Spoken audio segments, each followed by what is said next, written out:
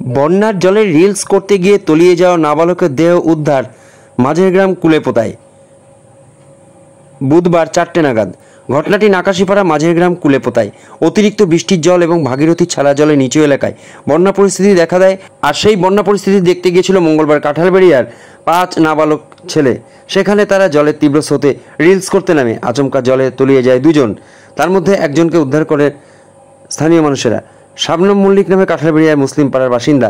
হরকুমার স্কুলে 6ষ্ঠ শ্রেণী পর্যন্ত সে পড়াশুনো করে। স্থানীয় মানুষেরা জলে নেমে বাকিদের উদ্ধার করে খবর যায় প্রশাসনের কাছে।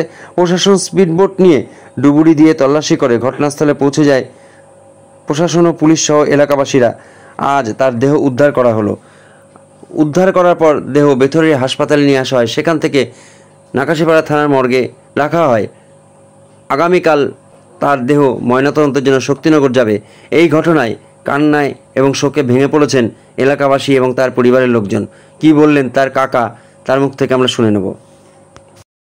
সোমবারের দিন ও বোম্বে থেকে বাড়ি এসে মঙ্গলবার সকালবেলা স্নান টান করার জন্য চুলটাল কেটে ওই গঙ্গার ওদিকে বন্ধু বান্ধবের সঙ্গে গঙ্গার স্নান করতে গেছে। এবং ওখানে ভিডিও টিকটাক করতে গিয়ে জলের স্রোতে পড়ে গেছে। তো পড়ে গিয়ে তিনজন একসঙ্গে পড়ে গেছে।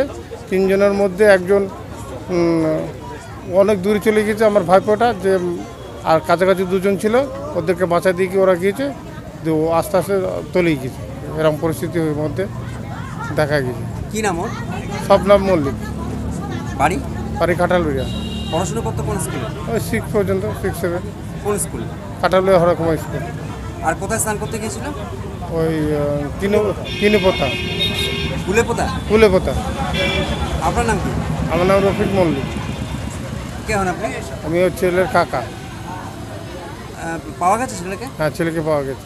কোথায় আছে এখন? এখন হসপিটালে নিয়ে আসছে। আর কজন গেছিল ওর সঙ্গে? আর আরও 4 জন ছিল। 4 জন? ও একাই ডুবে গেছিল? একাই ডুবে গেছে। আরও 2জন পরে তাদেরকে তোলা